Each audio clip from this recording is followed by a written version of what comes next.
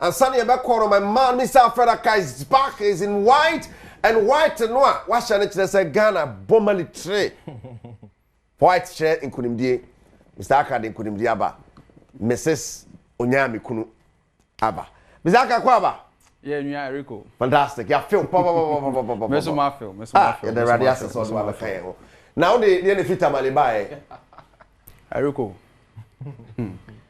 Ghana scoreline enye. Odi aba. Me di aba enye.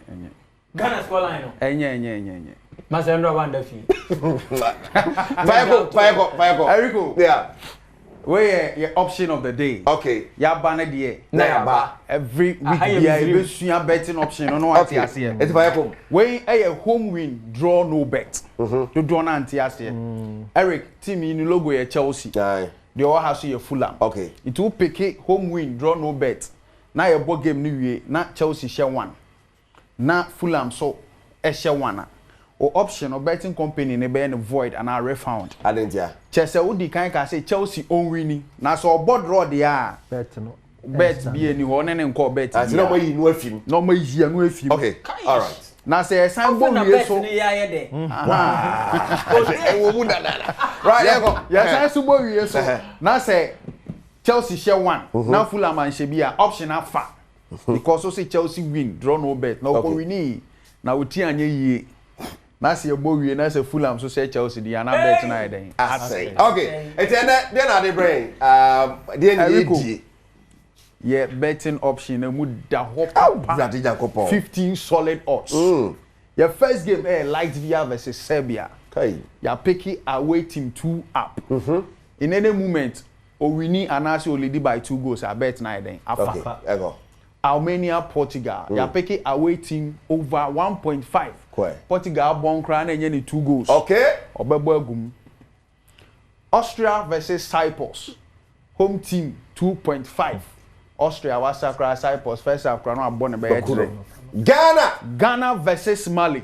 Away team over 0.5. Just away team will go across post stadium. Mali beshe go. Neriko tie. Ritra.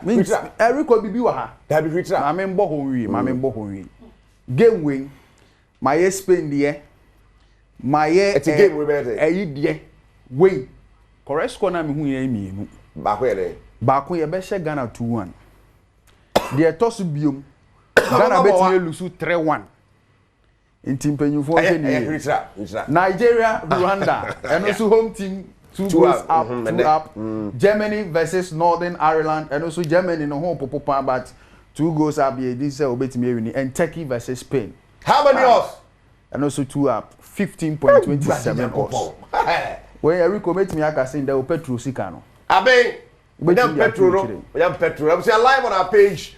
I think next week I know the code not to Asiawa my Betway code yes. Mr. Alfred Aka, why we the white Kasi Kudino was answered Musese. Yeah. About on our screen Double Soccer Academy, double to see fantastic morning. Oh yeah, the papa and prison is started more quarter chiman. Yes, a tribute to Chiman, Double Soccer Academy, quarter chiman Ochina. And a chassis, so be how a see a corner screen to see a Double Soccer Academy trip or more. So the for double bow, wouldn't bow bell. Who's out to 2 and away heavy power. Double the Real Madrid, Babakruma. Ya episode Madrid the Baha. Oh, so Yanaka cracker. For move Yana for Mobraha, nay, Ghana for episode Real Madrid. Double Soccer. Okay. Fantastic. Oh boy, you man. Dabuna wa ye kunya mami. Mami debwa wa mami akunya. Okay.